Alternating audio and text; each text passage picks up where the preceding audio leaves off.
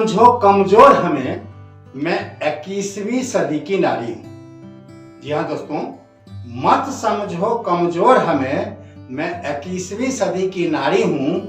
रोक नहीं सकता जमाना हमको, अकेले ही कईयों पर भारी हूं। नमस्कार दोस्तों, मैं शिवनाथ बिहारी आप सभी का एक बार फिर से बहुत बहुत स्वागत करता हूं आपके अपने ही चैनल पर, बिल्कुल एक नए वीडियो में। दोस्तों, आज के वीडियो में मैं आपको अपने देश की एक ऐसी बहादुर बिटिया के बारे में बताने जा रहा हूं, जिसके बारे में जानकर आपका सिर खुद ब खुद श्रद्धा और सम्मान से झुक जाएगा। साथ ही आपको अपने देश की इस बहादुर बिटिया पर बहुत गर्व भी होगा। दोस्तों, आधुनिक युग में कई प्राचीन रूढ़ियां व वर्जनाएं टूटी है। सबसे अधिक और सुंदर बदलाव जो देखने को मिला है वो आधी आबादी से जुड़ा हुआ है। आजकल विकसित कौन कहे, विकासशील देश की भी महिलाएं भी कहने लगी है कि हमें तो पूरा का पूरा आसमान चाहिए, इससे कम पर हम मानने को तैयार नहीं। और दोस्तों, अगर बेटी भोपाल के अंकिता श्रीवास्तव जैसी हो तो फिर भला उसे कौन रोक सकता है। दोस्तों, उसने साबित कर दिखाया है कि रोक सके हमें जमाना, ऐसा जमाने में दम नहीं। जी हाँ दोस्तों, अंकिता ने साबित कर दिया है कि रोक सके हमें जमाना, ऐसा जमाने में दम नहीं। चाहे तुम जैसे आजमा लो, हम भी किसी से कम नहीं। दोस्तों, आज से लगभग 30 वर्ष पहले की बात है, जिस समय अंकिता का जन्म होने वाला था। उसके मां का हीमोग्लोबिन का स्तर 4 से भी कम चला गया था। नतीजतन डॉक्टर ने फौरन खून चढ़वाने की सिफारिश की। दोस्तों, उस समय खून की जांच के लिए, उसकी गुणवत्ता को जांचने के लिए न तो उतनी अधिक जागरूकता थी, न ही उतने अधिक संसाधन ही उपलब्ध थे। नतीजा यह हुआ कि अंकिता की मां को जो खून चढ़ाया गया वो उन्हें हेपेटाइटिस बी का मरीज बना गया। दोस्तों, आपको संभवतः पता होगा कि हेपेटाइटिस बी का जो संक्रमण है, इसका पता जल्दी नहीं चलता। यह अंदर ही अंदर लीवर को डैमेज करता रहता है। शुरू में थोड़े मोड़े कॉम्प्लिकेशंस होते हैं, लेकिन अगर इन कॉम्प्लिकेशन को नजरअंदाज कर दिया गया, सही समय पर सही इलाज नहीं मिला, तो फिर आगे चलकर यह समस्या काफी गंभीर हो जाती है। दोस्तों, औरतें तो प्राय खुद भी अपनी छोटी मोटी स्वास्थ्य संबंधी समस्याओं को इग्नोर करती रहती है। अंकिता के मां के साथ भी ऐसा ही हुआ।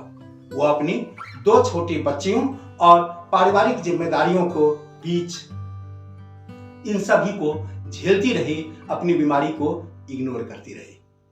दोस्तों, अंकिता शुरू से ही पढ़ाई लिखाई में तो अच्छी थी ही, वो स्पोर्ट्स में भी काफी अच्छा थी। वो कई तरह के प्रतिस्पर्धाओं में न केवल भाग लेती रहती थी, बल्कि विजेता भी बनती रहती थी।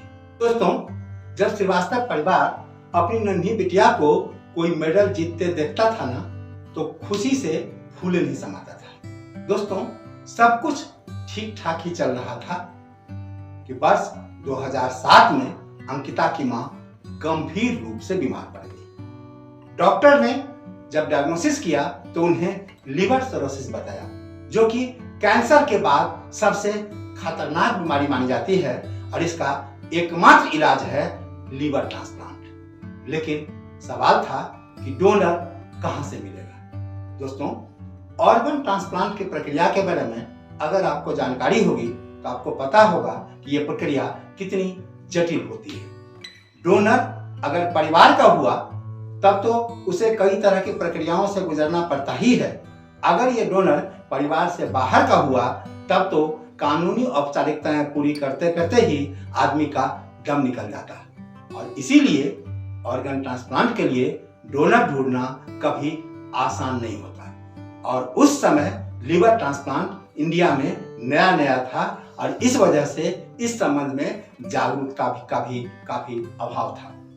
नतीजा ये हुआ दोस्तों, जब अंकिता की मां के लिए कोई डोनर नहीं मिला तो इस बहादुर बिटिया ने खुद से अपनी मां को अपना लीवर डोनेट करने का साहसिक डिसीजन ले लिया। लेकिन दोस्तों, अंकिता ने डिसीजन तो ले लिया, लेकिन यहाँ पर दो पेंच थे। सबसे पहला पेंच, तो उस समय उसकी उम्र मात्र 14 वर्ष थी और कानूनन 18 वर्ष से पहले किसी को ऑर्गन ट्रांसप्लांट की इजाजत नहीं मिलती। दोस्तों, इन सब के बावजूद भी अंकिता ने अपनी हिम्मत नहीं हारी। एक तरफ उसकी उम्र कम थी, जिस वजह से वो चाह करके भी अपनी मां को अपना लीवर डोनेट नहीं कर पा रही थी। दूसरी तरफ उसकी मां भी अपनी जिंदगी में कुछ और वर्ष ऐड करने के लिए अपनी नन्ही सी बच्ची का जीवन खतरे में नहीं डालना चाहती थी। दोस्तों, बेटे से तो अपने बूढ़े माँ बाप की जिम्मेदारी भी ठीक से संभाल नहीं पाती, लेकिन बेटियों को तो दो घर को संभालना होता है। इसीलिए उसका सेहतमंद होना बहुत जरूरी भी है। और भला ऐसी कौन सी माँ होगी जो अपनी उम्र में कुछ वर्षों का इजाफा करने के लिए अपनी मासूम सी बेटी का जीवन ही खतरे में डाल दे। और इस वजह से अंकिता की माँ किसी भी कीमत पर अंकिता का लीवर लेने को तैयार नहीं थी। लेकिन इन सब के बावजूद अंकिता ने हिम्मत नहीं हारी।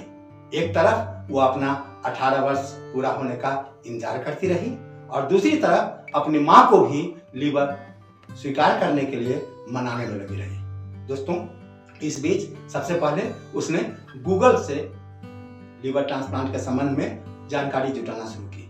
तो जब गूगल से उसे पर्याप्त जानकारी नहीं मिली तो अंकिता ने विभिन्न हॉस्पिटल्स के चक्कर लगाने शुरू किए। वो ऑर्गन ट्रांसप्लांट के संबंध में तो जानकारी जुटाती ही रही, साथ ही हॉस्पिटल्स की व्यवस्था के बारे में भी जानकारी जुटाती रही कि किस हॉस्पिटल में लीवर ट्रांसप्लांट के लिए उसे बेहतर से बेहतर सुविधाएं मिल सकती है। दोस्तों, अंततः उसकी तलाश दिल्ली के अपोलो हॉस्पिटल पर जाकर पूरी हुई। और दोस्तों, जब तक अंकिता 18 वर्ष की हो चुकी थी, इससे पहले तक श्रीवास्तव परिवार देश के तमाम नामी हॉस्पिटल्स की खाक छान चुका था। अंततः दोस्तों, वो ऐतिहासिक दिन भी आया 26 फरवरी 2014 का, जब एक 21 वर्षीय नवयुवती ने अपनी मां को जीवन दान देने के लिए ऑपरेशन थिएटर की ओर अपना कदम बढ़ाया। दोस्तों, लीवर ट्रांसप्लांट के समय अंकिता की मां का वजन बहुत ही अधिक था। इसीलिए अपने मां के वजन के साथ मैच करने के लिए अंकिता को अपना वजन 16 केजी तक बढ़ाना पड़ गया। लीवर डोनेट करने से पहले उसे 32 टेस्ट से गुजरने पड़े। ये लाइव ऑपरेशन लगभग 36 घंटे तक चला। और दोस्तों, ईश्वर की कृपा से ऑपरेशन तो सफल रहा, लेकिन अंकिता का त्याग सफल नहीं हो पाया। दोस्तों, ऑपरेशन के मुश्किल से 3-4 महीने बाद जब अंकिता थोड़ी थोड़ी ठीक होने लगी थी, उसकी मां ने दुनिया को हमेशा के लिए अलविदा कह दिया। दोस्तों, आपको ये जानकर शायद हैरानी होगी कि लीवर ट्रांसप्लांट से पहले ही डॉक्टर ये डिक्लेयर कर चुके थे कि लीवर ट्रांसप्लांट के बाद भी पेशेंट के सर्वाइवल के चांस बहुत कम है। लेकिन इसके बावजूद भी इस बहादुर बिटिया ने अपना 74% लीवर डोनेट करने का फैसला किया, ताकि उसे इस बात का कभी अफसोस न रहे कि वो अपनी मां के लिए जो कुछ भी कर सकती थी वो करने से चूक गई। दोस्तों, अंकिता बताती है कि जो मां हमें जिंदगी देती है, उस मां के लिए, उस मां को जिंदगी देने के लिए बहुत कम बेटे बेटी को सौभाग्य मिलता है, और मुझे यह सौभाग्य मिल रहा था कि मैं इसमें क्यों चूकती। दोस्तों, अंकिता के मां की मृत्यु तो अप्रत्याशित नहीं थी, लेकिन अंकिता की मां की मृत्यु के बाद जो कुछ भी हुआ वो जरूर अप्रत्याशित था। एक मां ही थी जो पूरे परिवार को जोड़ कर रखी हुई थी। मां के गुजरने के बाद पूरा परिवार बिखर सा गया। अंकिता पर एक तरह से दुखों का पहाड़ टूट पड़ा। एक तरफ मां गुजर गई, दूसरी तरफ उसके पिताजी ने अपनी अलग गृहस्थी बसा ली। जिस समय अंकिता को अपने पिता के सहारे की सबसे अधिक जरूरत थी, उसी समय उसका पिता उसका हाथ झटक कर उससे अलग हो गया। बड़ी बहन की शादी हो चुकी थी और मां के गुजरने के कुछ ही दिन बाद दादाजी भी गुजर गए। नतीजा ये हुआ कि अब बूढ़ी दादी की जिम्मेवारी भी इस मासूम अंकिता पर ही आ गई। लेकिन मात्र 19 वर्ष की उम्र में मां को यूं तिल तिल कर मरते देखकर और पिता को अपनी जिम्मेवारियों से यूं मुंह मोड़ लेना अंकिता को अंदर से बिल्कुल फौलाद बना चुका था। इसीलिए इतना सब कुछ होने के बाद भी इस बहादुर बिटिया ने हिम्मत नहीं हारी। उसने अपना ट्यूशन फीस जुटाने व घर चलाने के लिए भोपाल के एक प्रकाशन कंपनी में नौकरी की। दोस्तों, एक कहावत है कि ईश्वर के घर देर है पर अंधेर नहीं है। भोपाल के प्रकाशन कंपनी में नौकरी करना अंकिता के लिए एक वरदान बनकर साबित हुआ। यहीं पर उसे मनीष व साथी राजौरिया मिले, जिन्होंने न केवल अंकिता को अपनी बेटी की तरह अपनाया बल्कि उसकी बूढ़ी दादी की जिम्मेवारी भी अपने ऊपर ली। उन्होंने अंकिता को पढ़ने और आगे बढ़ने के साथ ही कदम कदम पर उसके साथ हमेशा खड़े रहे। दोस्तों, इस समय अंकिता ह्यूस्टन से MBA कर रही है और साथ ही उसने अपने धर्म पिता यानी मनीष राजौरिया के बिजनेस को पूरी तरह से संभाल लिया है। इसी छोटी सी उम्र में वो सीरियल एंटरप्रेन्योर बन चुकी है और मीडिया और एंटरटेनमेंट के बिजनेस में उसने नई ऊंचाइयों को छुआ है। दोस्तों, ऑपरेशन के बाद पूरी तरह से रिकवर होने में अंकिता को लगभग 2 साल लग गए। ऑपरेशन के साथ ही उसकी आवाज चली गई। वह ना तो बैठ सकती थी न चल सकती थी।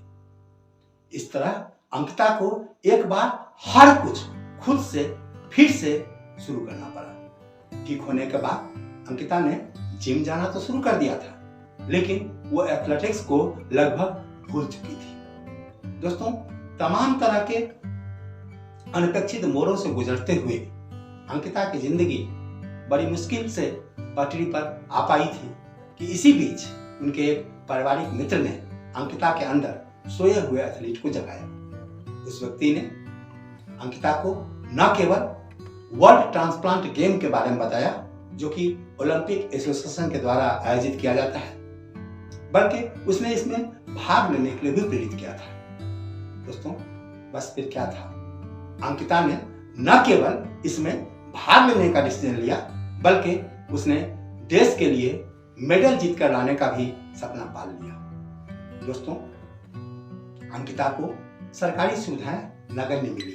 हालांकि वो स्विमिंग में नेशनल प्लेयर रह चुकी थी, इसलिए सिलेक्शन तो बहुत आसानी से हो गया, लेकिन सरकार उसके लिए बहुत अधिक संसाधन नहीं जुटा पाई। इसके बावजूद इस बहादुर बिटिया ने अपनी पढ़ाई जारी रखते हुए तमाम तरह के एहतियात बरतते हुए 6 घंटे की कठिन प्रैक्टिस की।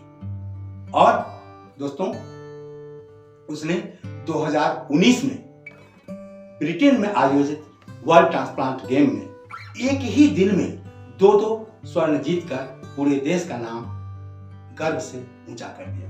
दोस्तों, उसने लॉन्ग जंप और गोला फेंक में स्वर्ण जीता था और इससे पहले उसने अन्य स्पर्धाओं में रजत और कांस्य पदक भी जीते थे। दोस्तों, जिस बेटी को पिता ने एक बोझ समझकर अपने से अलग कर दिया था, उस बेटी ने समूचे देश का नाम गर्व से ऊंचा कर दिया। हालांकि अंकिता को अपने पिता के लिए कोई अफसोस नहीं है। सचमुच में बेटियां ऐसी ही होती है।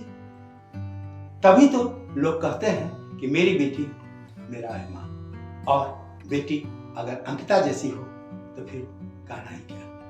दोस्तों, आज इतने दिनों बाद अंकिता की कहानी आपको सुनाने का एकमात्र मकसद है दोस्तों कि कल से यानी 15 से 21 अप्रैल तक ये वर्ल्ड ट्रांसप्लांट गेम्स एक बार फिर से पर्थ में आयोजित होने जा रहा है। दोस्तों, आप दुआ कीजिए इस बहादुर बिटिया के लिए कि वो अपने परफॉर्मेंस से एक बार फिर से हमारे देश का सीना गर्व से ऊंचा कर सके।